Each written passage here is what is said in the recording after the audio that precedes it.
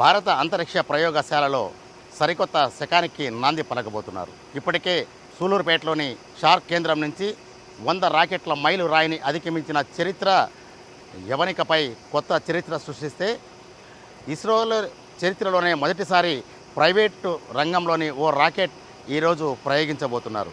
అంటే దీనిపైన ప్రపంచం మొత్తం ఆసక్తికరంగా గమనిస్తుంటే ఇస్రోలో కూడా ప్రైవేటు భాగస్వామ్యంతో రాకెట్లను ప్రయోగించే దశకు చేరుకుంది. దానికి ఈరోజు నాంది పలకబోతున్నారు. హైదరాబాద్ చెందిన స్టార్టప్ కంపెనీ విక్రమ్-1 పేరిట ఆగమన్ రాకెట్ను ప్రయోగించనున్న నేపథ్యంలో ఈ రాకెట్ లాంచింగ్ జరగబోతోంది. ఆ దృశ్యాలు ఏమిటో, అక్కడి వాతావరణం ఏంటో, ఈ రాకెట్కు సంబంధించిన విశిష్టత, అదే సందర్భంలో భారతదేశంలో మొదటిసారి ప్రైవేటు రాకెట్ను ప్రయోగించిన నేపథ్యంలో అంతర్జాతీయంగా కూడా అన్ని దేశాలు షార్ వైపునే చూస్తున్నాయి. ఇస్రో వైపు గమనిస్తూ ఏం జరగబోతుందో ఆసక్తిగా గమనించబోతున్నారు. శ్రీహరికోట సతీష్ ధావన్ స్పేస్ సెంటర్లో జరగబోయే ఈ కార్యక్రమానికి సంబంధించి దృశ్యాలను చూద్దాం రండి. 6, 5, 4, 3, 2, 1, 0. And we have liftoff of Vikram-1, India's first private orbital launch vehicle.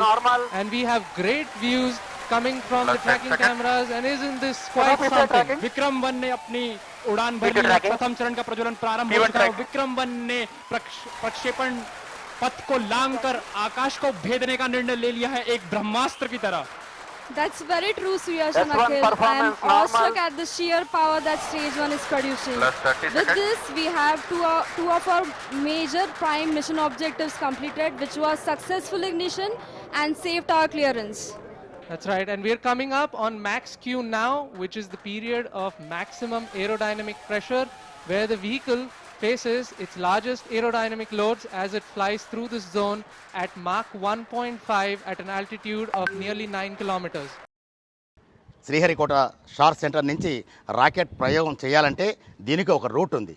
Gadanki radar station నుంచి రూట్ క్లియరెన్స్ ఇస్తే ఇక్కడి నుంచి రాకెట్ ఈ దిశలో పైకి నింగిలేకు తీసుకుని వెళ్తుంది. అదే సందర్భంలో రాకెట్కు ఒక రూట్ ఉన్నట్లే ప్రైవేట్ స్టార్టప్ కంపెనీ హైదరాబాద్లో తయారు చేసిన మరో రాకెట్ స్కై రూట్ అనే సంస్థ ఇస్రోను ప్రధానంగా షార్క్ కేంద్రాన్ని రూట్గా ఎంచుకొని నింగికి నిచ్చెన వేసుకుంది.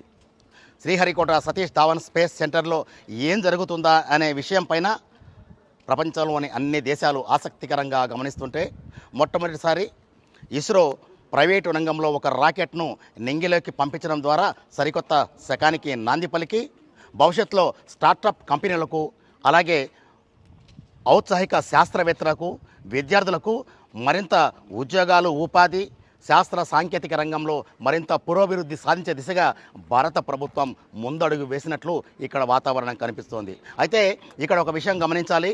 ప్రపంచం మొత్తం భారతదేశంలో, అది కూడా ఇస్రోలో ఏమి ప్రయోగం జరగబోతోంది, ఇందులో ప్రైవేటు రంగాన్ని మమేకం చేయడం ద్వారా ఎలాంటి స్టార్టప్ కంపెనీలకు ఊతమిస్తుందని ఎలాన్ మస్క్తో పాటు అనేక ప్రపంచ దేశాల్లోని స్టార్టప్ కంపెనీలు ఆసక్తికరంగా గమనిస్తుంటే భారతదేశంలో ప్రధానంగా ఇక్కడ మనం ప్రస్తుతం శ్రీహరికోట సతీష్ ధావన్ స్పేస్ సెంటర్లోని మీడియా సెంటర్లో, అంటే రాకెట్ ప్రయోగ కేంద్రానికి అత్యంత సమీపంలో ఉన్నాం.